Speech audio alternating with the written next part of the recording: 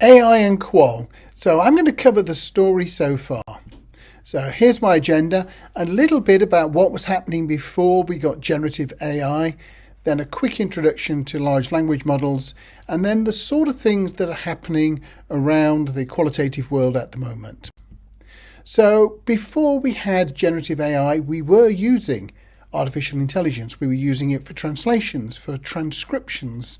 So we were taking videos and audio tapes, turning them into text. We had some chatbots. They were a bit primitive, but we did have them. And lots of different platforms looking at computer-aided qualitative data analysis, looking at things like topic extraction and sentiment analysis. Then 30th of November 2022, what we saw was OpenAI's ChatGPT launched, and we all started talking about large language models. Why did it make such an impact? It was free, it was powerful, but perhaps most importantly, it was really easy to use. You could just log in, set up a web account, and get up and running with it. And that really changed so many things. It's worth noticing as well that the launch of ChatGPT by OpenAI really caught lots of organizations like Google and Amazon off their guard. They weren't expecting that early. They were looking at how they were going to monetize AI maybe a year later, 2 years later, and all of a sudden the game really changed. And from there, we've seen the avalanche. So we now have ChatGPT 4. There are APIs that you can buy and use. DALL-E integrated with ChatGPT so that you can do the image from the same place. There's a free version, there's a version you pay for, there's an enterprise version. And there are lots and lots of other generative AI systems. For example, Google Gemini, Anthropic's Claude, Microsoft Copilot, Perplexity, and so on. So thinking about how people over the last year and a half have been using generative AI, we'll start with discussion guides. So lots and lots of people are now using them to help generate a discussion guide. Also, they're using them for checking discussion guides. Does this make sense to this audience? So you generate a discussion guide and you can say, if I am talking to older citizens in the south of the country, is the language here appropriate? What questions maybe am I missing? And things like that. So just making the process better.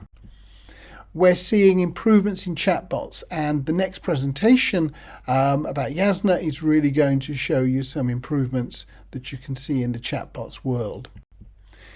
We're seeing a lot of use of generative AI systems for analysis of qualitative data. So the basic one is you can ask it to summarize the information, you can ask it to extract themes. But beyond that, you can actually ask generative AI systems to conduct, quote, real qualitative analysis. You could say, please analyze this using narrative analysis, or please analyze this text using grounded theory. Let's have a look at these conversations, and I want you to use discourse analysis or discussion analysis to tell me what's going on. And by taking focus group responses, by taking depth interviews, and using 3 or 4 different qualitative analysis techniques, you can very quickly get a much deeper picture of what's going on, and then use the human brain to tie all those threads together. One of the really interesting areas is we're seeing the analysis being used to generate personas. So we will take a set of depth interviews, qualitative interviews, maybe some online discussions, and ask the software, please extract the personas that represent these things, these information, this qualitative data, and describe them. We're also seeing personas being generated as synthetic data. So taking what is already known, looking at it and expanding it out. So that brings up this whole new exciting topic of synthetic data. And this applies to quantitative research and it applies to qualitative research. We can use it, for example, for testing. If you create a discussion guide and you create synthetic personas, you can then say, how would each of these personas answer the questions in this discussion guide? And if you find that the answers are too similar, you're going to want to tweak or change your discussion guide.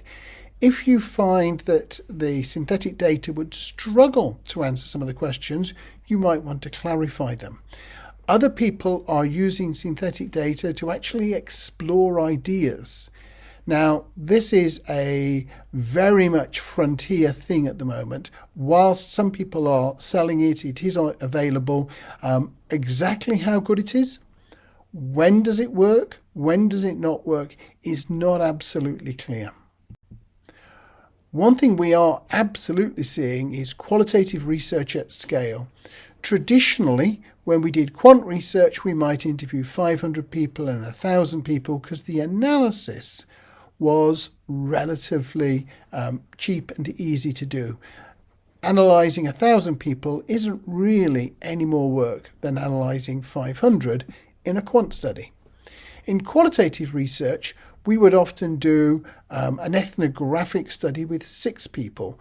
We might do 2 focus groups, each with 8 people in them. We might conduct 12 depth interviews. The reason we used a small number of interviews, a small number of observations, was because it's incredibly time consuming. It required humans to do all of the analysis.